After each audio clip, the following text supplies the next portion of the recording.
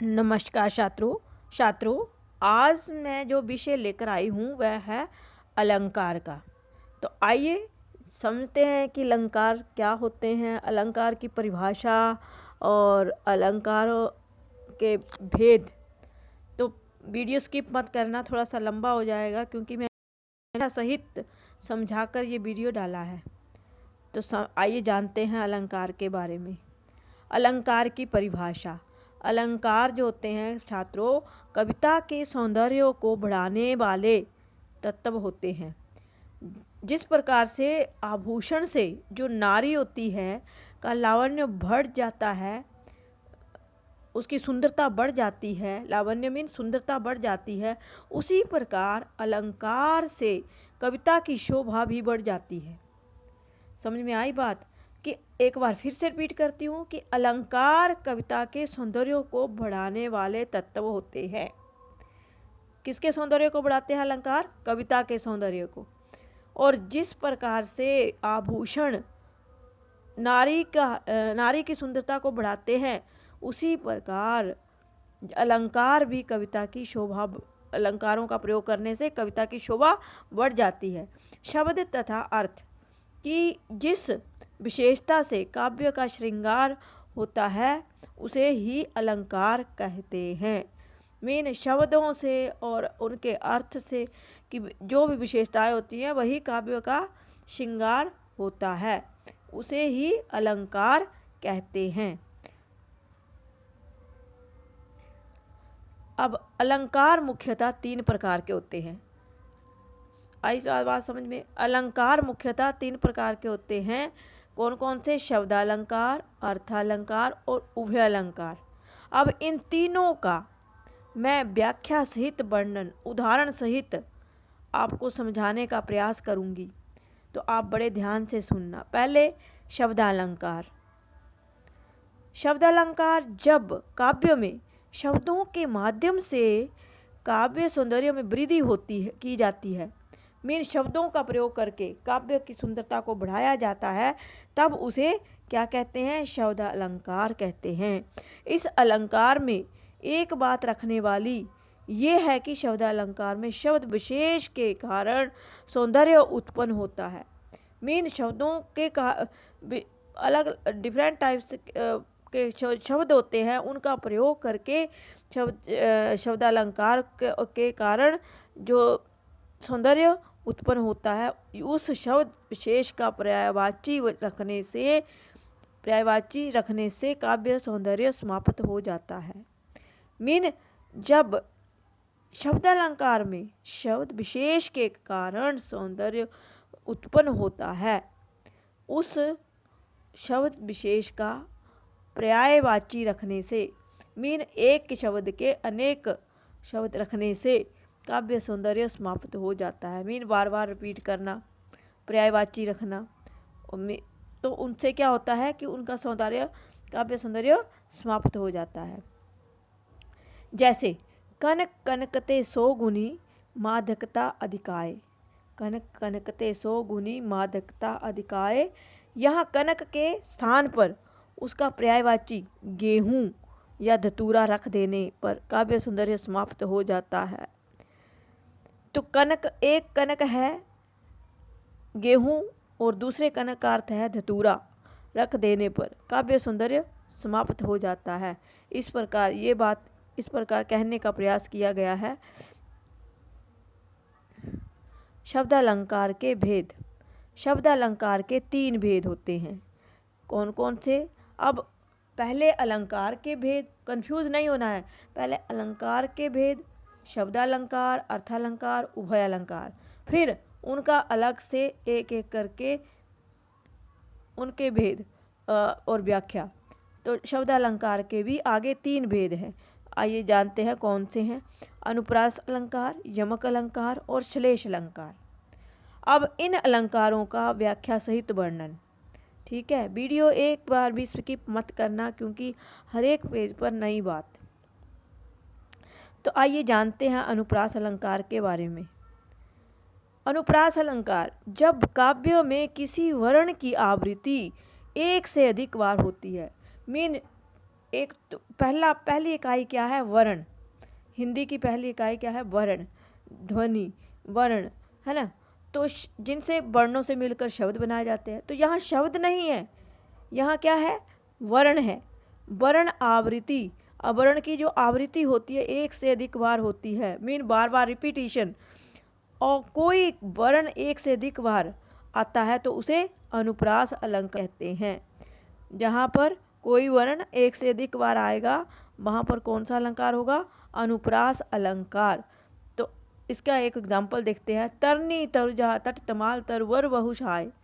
तरनी तनुजा, त की आवृत्ति हुई है, ये है एक त से तरनी, त से तनुजा, त से तट, त से तमाल, त से तरुवर बहुशाये। तो यहाँ त वर्ण की आवृत्ति एक से अधिक बार हुई है, वहाँ अनुप्रास अलंकार है। छात्रों, यही है इसकी पहचान कि जहाँ पर एक वर्ण की आवृत्ति बार बार हो, उसे अधिक बार हो, उसे वहाँ पर तुरंत अनुप्रास अलंकार लगा देना है। अन्य उदाहरण, कुछ और उदाहरण बता देती हूँ। रघुपति राघव राजा राम, यहाँ पर र वर्ण की आवृत्ति हुई है। र से रघुपति, र से राघव, र से राजा राम। पतित पावन सीताराम, पतित पावन सीताराम। तो यहाँ पर र वर्ण की आवृत्ति हुई है पहले शब्द वाक्यांश में। ठीक है, तो यहाँ पर कौन सा अलंकार? अनुप्रास अलंकार। चारु चंद्र की चंचल किरणें खेल रही हैं जल थल में। च की आवृत्ति हुई है। च से चारु, च से चंद्र, च से चंचल, किरणें खेल रही हैं जल थल में। तो यहाँ पर एक से अधिक बार जिस वर्ण की आवृत्ति होती है वहाँ पर कौन सा अलंकार? अनुप्रास अलंकार होता है। यहाँ पर च वर्ण की आवृत्ति हुई है। मैया मोरी मैं नहीं माखन खायो। अब यहाँ दो अर्थ भी निकल सकते हैं। मैया मोरी मैंने ही माखन खायो, मैया मोरी मैं नहीं माखन खायो। कृष्ण कन्हैया कहते हैं कि मैंने माखन नहीं खाया है। म से मैया, म से मोरी, म से मैं, 3 बार प्रयोग हुआ है। म की आवृत्ति है ये। तो म वर्ण का आवृत्ति होने से कौन सा अलंकार? अनुप्रास अलंकार। तो अब आइए जानते हैं नेक्स्ट अलंकार, यमक अलंकार। वहाँ पर अनुप्रास में क्या हुआ? वर्ण की आवृत्ति हुई। अब यमक अलंकार में शब्द की आवृत्ति होगी। जब काव्य में कोई शब्द एक से अधिक बार आए और उनके अर्थ अलग अलग हों तो उसे क्या कहेंगे? यमक अलंकार। अनुप्रास में और यमक में पजल नहीं होना है। अनुप्रास में बार बार मैं बता रही हूँ बच्चों कि अनुप्रास में वर्ण की आवृत्ति होती है और यमक में शब्द की आवृत्ति होती है। मीन कोई शब्द एक से अधिक बार आए, उनके अर्थ अलग अलग हों तो उसे यमक अलंकार कहा जाता है। जैसे कई बार हमारे सेम साउंड वाले इंग्लिश में वर्ड होते हैं, उसी प्रकार हिंदी में भी सेम साउंड वाले शब्द वर्ड होते हैं। तो जैसे अलग अलग, अगर अलग का एक मीनिंग है तो दूसरे अलग का और मीनिंग होगा, ऐसे। तो आइए उदाहरण के माध्यम से समझते हैं। 3 बेर खाती थी वे 3 बेर खाती, 3 बेर खाती वे 3 बेर खाती। उपयुक्त पंक्ति में बेर जो शब्द है कितनी बार आया है? 2 बार आया है। बेर खाती वे बेर खाती, है ना। बेर शब्द 2 बार आया है, परंतु इनके अर्थ जो हैं, एक है समय। 3 बेर खाती थी, मीन वो 3 बेर खाती थी। एक प्रकार का फल, एक प्रकार का बेर जो है वो फल है। 3 बेर खाती, समय के साथ वो बेर खाती थी कि एक प्रकार का बेर फल है। इस तरह यहाँ यमक अलंकार है। ठीक है, यहाँ पर अलंकार है, एक का समय और दूसरे का बेर, खाने वाला फल। दो की आवृत्ति हुई, दोनों बेर है पर उनका अर्थ जो है अलग अलग निकल रहा है। एक बेर का अर्थ समय, दूसरे बेर का अर्थ एक प्रकार का फल। अन्य उदाहरण के माध्यम से समझ लेते हैं। कनक कनकते 100 गुनी मादकता अधिकाय, या खाए बोराए नर पाए बोराए। अब कनक कनक यहाँ 2 बार यूज हुआ है, तो एक कनक धतूरा, दूसरा कनक सोना। न गेहूँ, सॉरी, गेहूँ। तो यहाँ कनक शब्द के अर्थ हैं सोना अर्थ और धतूरा। एक कनक का अर्थ सोना है, एक का धतूरा है। यहाँ यमक अलंकार है। काली घटा का घमंड घटा, काली घटा का घमंड घटा, काली घटा का घमंड घटा, नवतारक मंडल बृंद बृंद खिले। अब यहाँ एक घटा का अर्थ है काली घटाएं, मीन बादलों में जो छाती हैं बरसात के दिनों में, काली घटाएं। और दूसरी घटा का अर्थ है कम होना। दूसरी घटा का क्या अर्थ है? कम होना। एक काली घटा जो आसमान पर छाती है उसका घमंड घटा। और नव तारक मंडल बृंद खिले, और तारामंडल में आकाश में तारे की एक फूलों की तरह खिलते हैं ना, वही। तो घटा अलग अलग अर्थ 2 बार प्रयोग हुआ है। तो यहाँ पर कौन सा अलंकार? यमक अलंकार। और उदाहरण के माध्यम से समझ लेते हैं। है कभी बेनी बेनी की ब्याल की चुराई ली नहीं, है कभी बेनी बेनी की ब्याल की चुराई मिली नहीं। यहाँ पर बेनी 2 बार प्रयोग हुआ है। तो बेनी एक तो होता है चोटी, और दूसरा बेनी एक बेनी का आशय है कवि का नाम, और अर्थात दूसरे बेनी का अर्थ क्या है? बाल की चोटी बनाना। यहाँ अलंकार यमक अलंकार है। यहाँ एक बेनी का आशय है कवि का नाम, और दूसरा बेनी का अर्थ है बालों की चोटी बनाते हैं जो। यहाँ यमक अलंकार,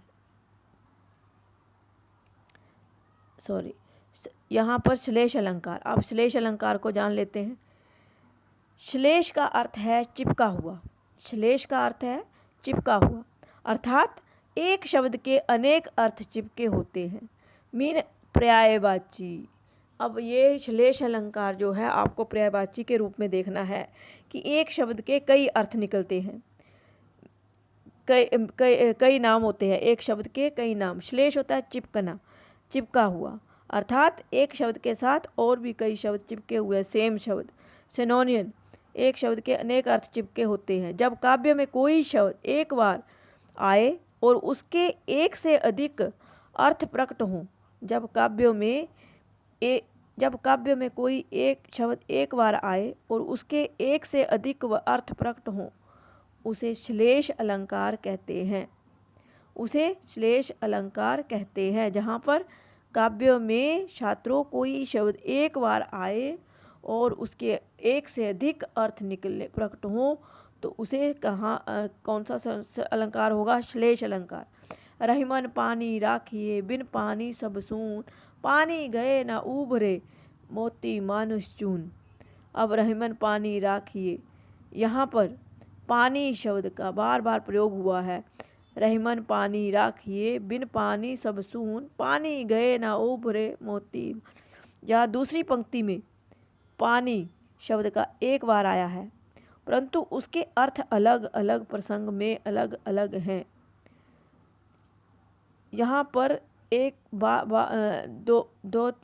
पहली पंक्ति में 2 बार आया है, दूसरी पंक्ति में 1 बार आया है। तो यहाँ पर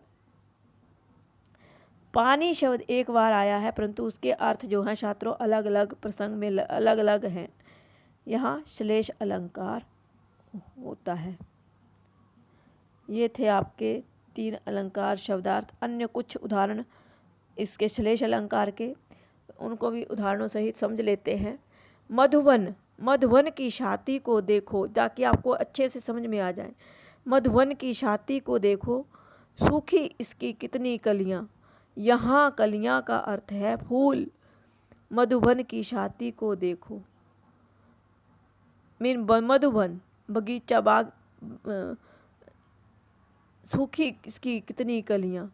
बगीचे को कहा गया कि इसमें कितनी ही कलियां सूख गई हैं। यहाँ कलियां का अर्थ है फूल खिलने से पूर्व की अवस्था, जो फूल खिलने से पहले की अवस्था का वर्णन हुआ है यहाँ पर। और यहाँ पर यौवन आने से पहले की अवस्था, मगन को देख पट देत बार बार। पट शब्द आया है यहाँ पर।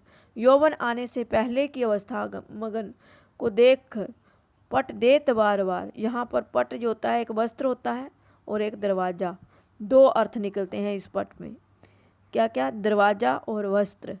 तो यहाँ पर कौन सा अलंकार, श्लेष अलंकार। मेरी भव बाधा धरो दाधा, मेरी भव बाधा हरो राधा नगरी सोए, जातन की झाई परे श्याम हरित दुति होए। हरित का, अब यहाँ पर हरित जो शब्द है इसके दो अर्थ हैं। हर्षित, हर्षित मीन प्रसन्न होना, और हरे रंग का, हरित हरा, हरे रंग की क्रांति है ना, हरित क्रांति SST में पढ़ा होगा आपने, हरित क्रांति। तो हरित एक हरा, एक हरित हरा होता है, दूसरा हरित हर्षित प्रसन्न होना। तो ये थे 3 शब्द अलंकार के भेद। अब नेक्स्ट वीडियो होगा तो उसमें होगा अर्थ अलंकार, उसके व्याख्या सहित वर्णन। Thank you.